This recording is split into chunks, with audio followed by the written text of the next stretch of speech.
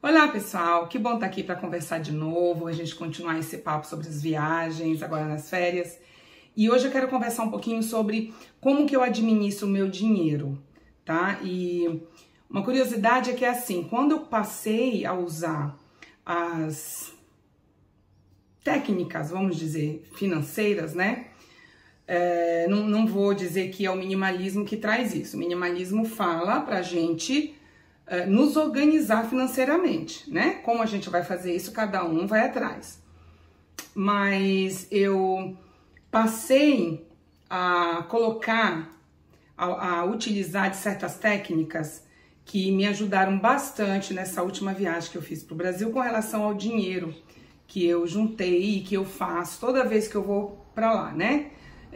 Quem não me conhece ainda, que está aqui pela primeira vez, eu sou Cristiane Sena, você está no canal 50 Mais com Cris. Eu moro aqui na Austrália, na cidade de Sydney há 13 anos, já vai fazer esse ano. E eu vou para o Brasil a cada 2, 3 anos, sempre que eu e meu marido, a gente já tem o dinheiro ali reservado, a gente aproveita e já dá entrada para comprar as passagens. Então eu quero conversar um pouquinho, quero dividir com vocês como é que eu faço essa administração do dinheiro. Se você tem algum interesse por esse assunto, então fica até o final e dê o like, façam aí os comentários, compartilhem o canal para algum amigo ou amigo que vocês acham que precisam, né? E se inscrevam no canal, tá bom? Me sigam lá no Instagram também. Bora lá!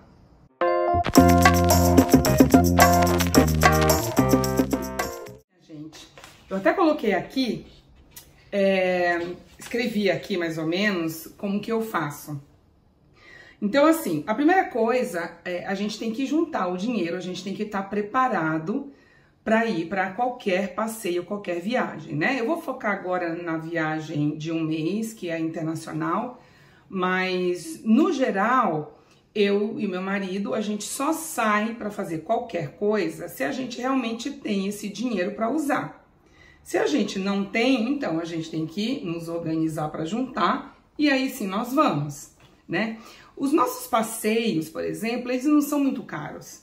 Eu e ele, a gente gosta muito de ir para a natureza, então a gente gosta muito de visitar parques nacionais, praias, lugares que tem cachoeira, sabe? A gente é muito ligado assim com a natureza. E normalmente esses lugares, se você precisa pagar uma taxa, nossa, alguma coisa na minha boca, a taxa normalmente é pequena. Então, os nossos passeios normalmente são muito... A gente não gasta muito dinheiro. Agora, dependendo do lugar que a gente vai, se quiser passar uma noite, aí a gente tem que pagar um valor, né?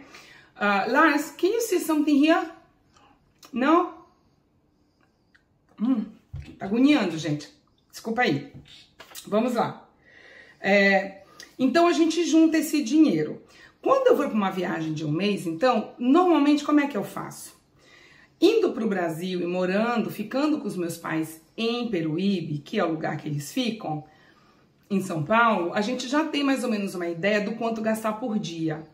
Quando a gente vai para lá, a gente sempre fica com os meus pais. Então, não existe, assim, uma acomodação que a gente tenha que pagar, né? Claro, obviamente, eu e ele, a gente ajuda lá, meu pai e minha mãe, com os nossos gastos, porque também eu não acho justo eu ir, né, dar um gasto de um mês para minha mãe e para o meu pai. Então, a gente procura ajudá-los em tudo que a gente gasta lá, durante esse período.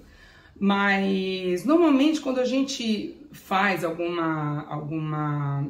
passeio, que seja em São Paulo ou em algumas outras cidades, a gente faz uma pesquisa de mais ou menos quanto que é um restaurante lá, para a gente ter uma ideia do quanto gastar por dia. E esse detalhe de gastar por dia, que é a segunda coisa, eu fiz esse teste a última vez que eu fui para o Brasil ano passado e realmente, assim, me ajudou muito. Eu não sou aquela pessoa, minha gente, que fica toda hora olhando para saber quanto que entrou, quanto que saiu na minha conta, né? Normalmente aqui, enquanto a gente tá no nosso dia a dia, eu tiro um dia da semana para checar tudo, o que caiu, o que deixou de cair e tudo mais, para fazer minha administração. Mas nas férias, como a gente vai com dinheiro limitado, o que eu faço? No final do dia eu dou uma olhada e vejo no que a gente gastou. Faço isso na boa, não acho difícil. Tem pessoas que falam, não, mas eu vou para as férias, aí tem que ficar toda hora olhando o celular. para ver, né, as contas. Eu tenho tudo no celular, né, então eu checo tudo lá mesmo.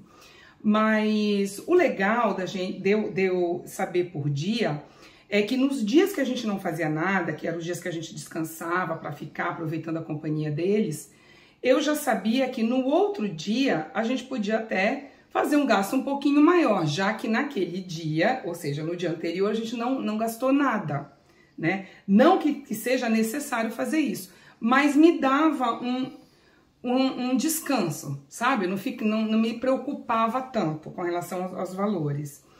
E é isso, me ajudou muito. E eu quero agora fazer daqui para frente, seja qualquer quantidade de dias, qualquer tempo de viagem, eu vou fazer isso. Eu vou ter uma noção exata de quanto por dia eu vou poder gastar. Depois, a terceira coisa, eu levo uma parte em cartão e outra parte em dinheiro. E aí essa questão de levar uma parte em cartão e dinheiro foi porque por várias vezes que nós fomos para o Brasil, nós tivemos muito problema com os cartões do meu marido. Eu não uso cartão de crédito, né? Sempre que eu posso eu falo nos meus vídeos. Eu cheguei a usar cartão de crédito, mas eu sempre vivia no vermelho, portanto eu não sabia usar.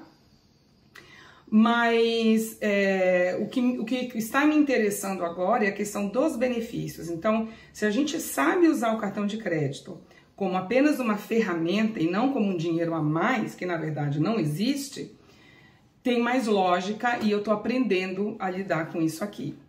Então eu faço isso. Justamente para evitar, nós tivemos problemas com os cartões que não passavam em algumas máquinas e aí então eu tirava um dinheiro que a gente levava na bolsa.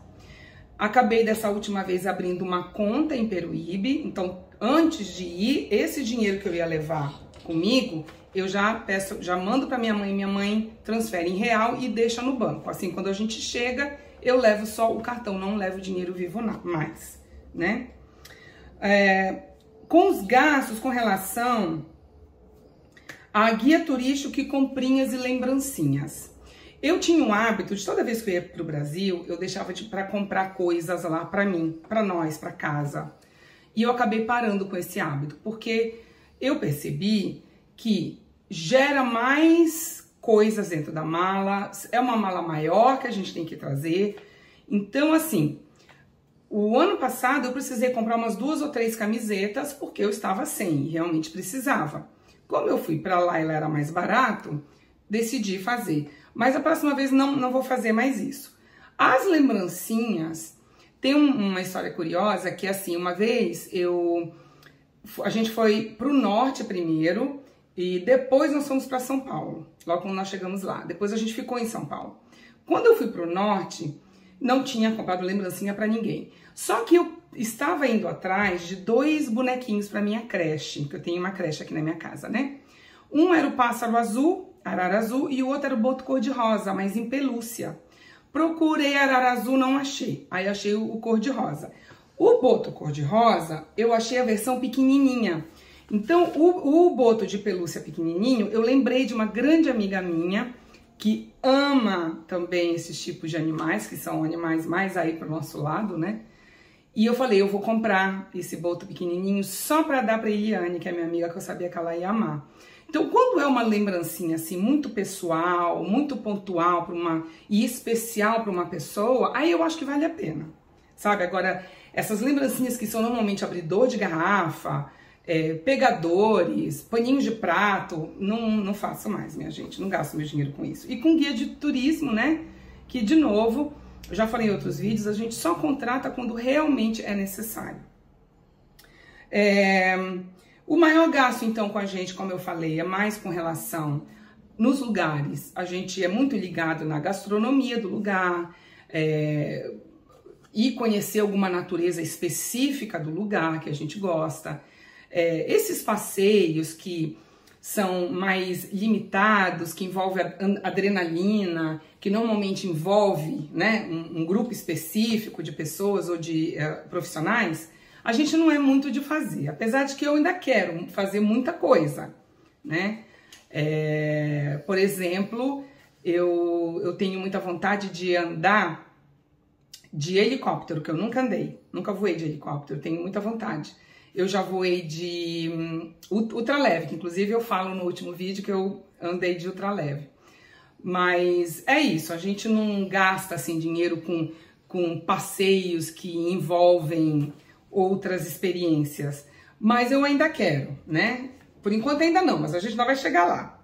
E por último, gente, é assim, o objetivo maior do dinheiro para gastar nas nossas viagens é justamente envolvendo coisas que vão nos dar mais tempo, que vão nos dar mais conforto, que vai poder agradar a todos ali. Normalmente quando a gente vai para São Paulo ou para casa dos meus pais em Peruíbe, a gente sempre encontra com amigos, encontra com familiares e com a minha mãe e com meu pai, como são bem mais velhos do que eu. Então a gente procura gastar com coisas que a gente possa proporcionar para esses amigos, para minha mãe e para meu pai, para esses parentes, né? Então, por exemplo, eu vou encontrar com um casal de amigos em São Paulo, que normalmente eu passo 2, 3 dias, eu passo muito rápido em São Paulo. Mas eu quero passar esses 2 ou 3 dias para encontrar com essas pessoas. Então eu adoro pagar um jantar para eles, ou, sabe, ir para uma lanchonete legal, que a gente possa sentar, conversar, comer alguma coisinha. Normalmente eu pago porque é a forma que eu prefiro gastar o meu dinheiro e deixá-los confortável também, né, com a minha presença. Então é isso, minha gente. Se vocês quiserem um pouquinho mais detalhados, lembrem-se, coloquem aí nos comentários, deem um like, que é importante pro meu canal. Se inscrevam e me sigam lá no Instagram, tá bom? Um beijo e até o próximo. Tchau, pessoal!